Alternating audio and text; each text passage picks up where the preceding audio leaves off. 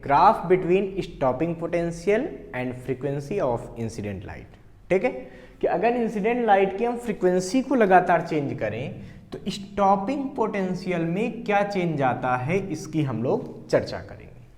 बच्चों सबसे बड़ी बात है कि आपको पता है आइंस्टाइन इक्वेशन क्या होती है, ये होती है K max is equal to h nu minus W, जहां पर न्यू होती है फ्रीक्वेंसी ऑफ इंसिडेंट लाइट और डब्लू होता है work function. Kinetic energy maximum ये किसकी है, इजेक्टेड इलेक्ट्रॉन्स की है। तो बच्चों होता क्या है कि अगर मैं बेसिक बात करता हूं कि जैसे अगर मान लीजिए कि इंसिडेंट लाइट की फ्रीक्वेंसी बढ़ा दी जाए तो क्या होगा, तो बच्चों काइनेटिक एनर्जी बढ़ेगी। बट अगर आपको पता हो, याद हो, तो मैंने आपको समझाया था कि जो मैक्सिमम काइनेटिक एनर्जी है इसका स्टॉपिंग पोटेंशियल से रिलेशन होता है ई वी नॉट, जहां वी नॉट को हम लोग बोलते हैं स्टॉपिंग पोटेंशियल। स्टॉपिंग पोटेंशियल क्या होता था, क्या होता था बच्चों, ये होता था मतलब किसी सर्किट में फोटो इलेक्ट्रिक करंट को रोकने के लिए जो मिनिमम स्टॉपिंग पोटेंशियल दिया जाता है, जो मिनिमम निगेटिव पोटेंशियल दिया जाता है किसको, एनोड को, उसको हम लोग बोलते हैं स्टॉपिंग पोटेंशियल। तो अगर ये वैल्यू हम यहाँ पे पुट कर दें तो हमको क्या मिलेगा, ई वी नॉट बराबर एच न्यू माइनस डब्लू। तो बच्चों V naught is equal to क्या आ जाएगा, यह आ जाएगा h upon e nu minus W upon e. अगर आप ध्यान से देखिए तो इस इक्वेशन का कंपेयर आप किससे कर देंगे, तो इस इक्वेशन का हम कंपेयर कर सकते हैं y is equal to m x minus c से। यहां पर y का काम कौन करेगा, v नॉट करेगा, ठीक है। m का काम कौन करेगा, h अपान ई करेगा, ये स्लोप हो जाएगा।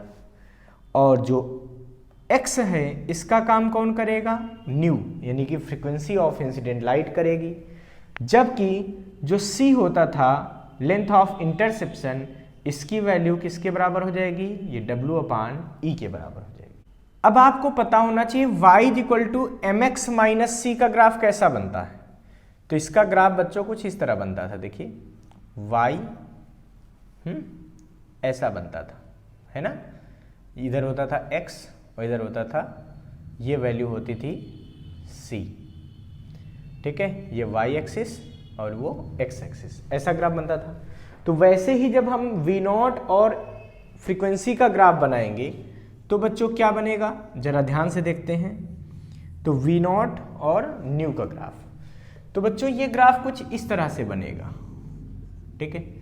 इधर हम लोग v नॉट लेंगे मतलब स्टॉपिंग पोटेंशियल, इधर फ्रीक्वेंसी लेंगे, तो ये ग्राफ बच्चों कुछ ऐसा मिल जाएगा, ठीक है।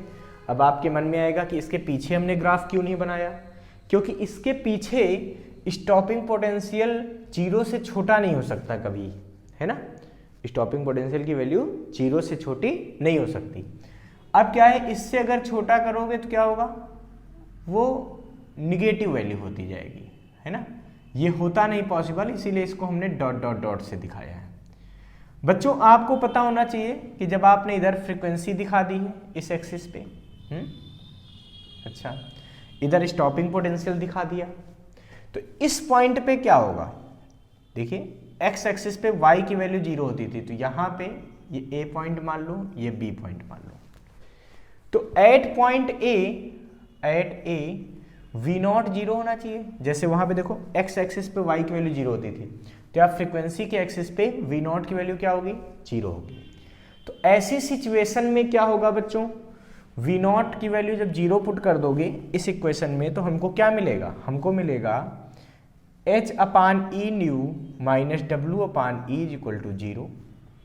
It means h nu is equal to W, या h nu is equal to W की वैल्यू क्या होती है, h न्यू नॉट, जहां पर न्यू नॉट क्या है बच्चों, यह है बच्चों थ्रेशहोल्ड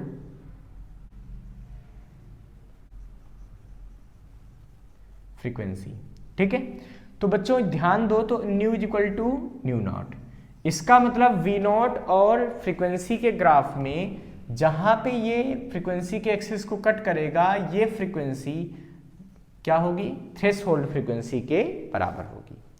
कोई अगर इस ग्राफ का स्लोप पूछ लेता है तो स्लोप देखिए क्या होता है, tan थीटा, और ये वैल्यू यहाँ किसके बराबर होगी, देखिए स्लोप m होता था, m बराबर यहाँ पे क्या रहा है h/e। तो इस ग्राफ का जो स्लोप होगा बच्चों वो क्या होगा, वो h/e होगा। अब अगर हमसे कोई कह देता है कि बी पॉइंट पे क्या होगा भाई, तो याद कीजिए कि बी पॉइंट पर हमको पता है कि फ्रीक्वेंसी की वैल्यू 0 हो जानी चाहिए, इंसिडेंट लाइट की फ्रीक्वेंसी 0 हो जानी चाहिए। जब ऐसा हम लोग सोचेंगे बच्चों, इस सिचुएशन में अगर हम यहाँ ध्यान दें, इस इक्वेशन में ध्यान दें, तो हमें क्या मिलेगा, हमें मिलेगा V0 equal to 0 minus W/e। ठीक है, या W इक्वल टू EV0, वो भी कैसा, माइनस में। मतलब इस पोजीशन पे जो वर्क फंक्शन होगा वो V0 की निगेटिव वैल्यू के बराबर होगा। तो ये वैल्यू V0 अगर मान लिया जाए तो इसकी W जो होगी वो क्या होगी, EV0 होगी, वो भी कैसा, माइनस में।